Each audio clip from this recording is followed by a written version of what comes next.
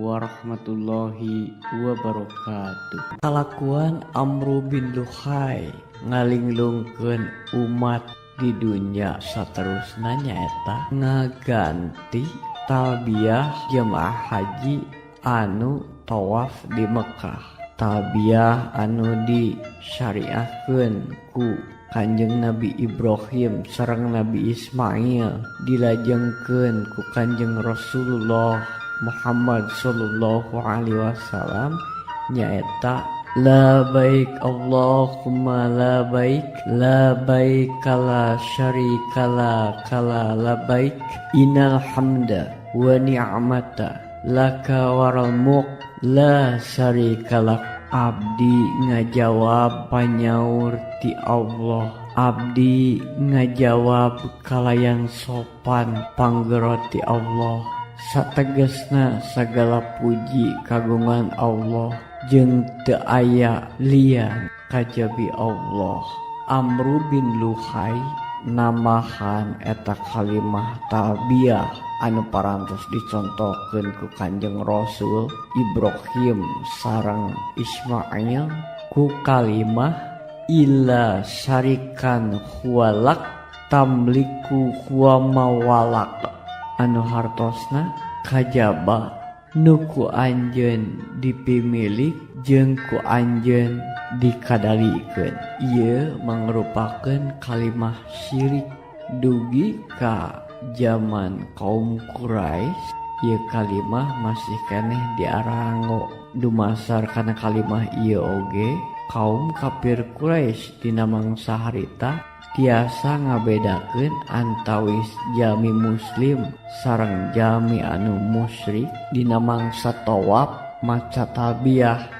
Saupamina muslim mengukur dugi kana kalimah la syarikalak, tapi upami anu manut kana ajaran kaum Quraisy dina wangkid harita tangtos ditambihan ku kalimah illa syarikan huwalak tamliku huwa mawalak. Sarengsena parentah ngagentos talbiyah anu diwariskeun ku Kanjeng Nabi Ibrahim sareng Nabi Ismail. Amru bin Luhai oge ngadamel talbiyah meunang ngarang manehanana sorangan. Hal ieu dilanggengkeun ku Allah Subhanahu wa taala dina surat Al-Maidah surah nomor 5 ayat 103. Ma ja'alallahu min bahiratin wala sa'ibatin wala wasilatin wala hamin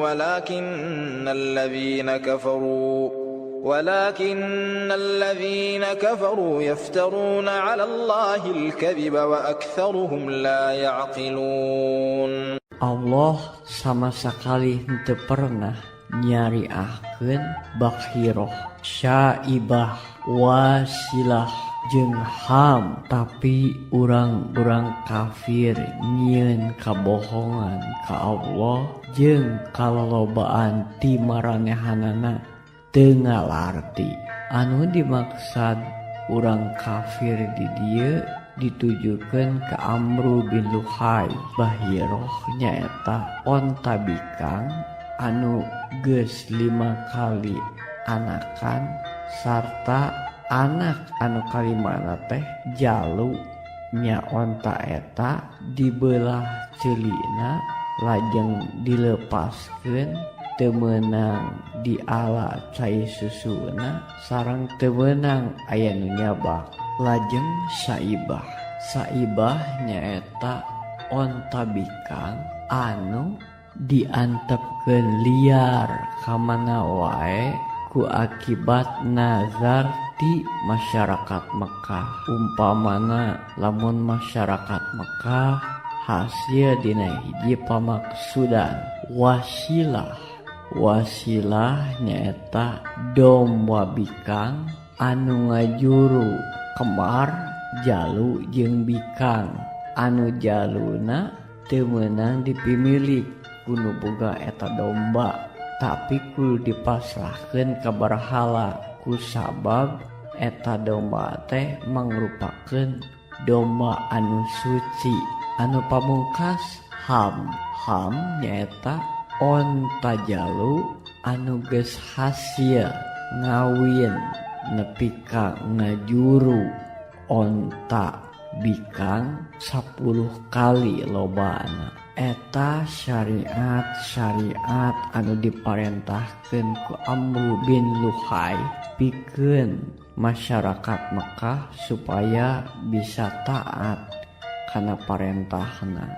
Rasulullah sallallahu alaihi wasallam dina hadis sahih ngadawuh anjeunna kantos ningali Amr bin Luhai eusi beteungna kaluar di neraka kulantaran dosa-dosana ngalinglungkeun umat-umat di dunya jeung geus kumawani ngaganti ajaran Kanjeng Nabi Ibrahim. Guaran dina waktos ayeuna urang cekapkeun sakieu heula mugi bae sasieun sabeuneureun sing aya pulunganana khusus kanggo pun emang umum kanggo palawargi anu parantos ngimeutan ieu rekaman ti awal dugi ka akhir.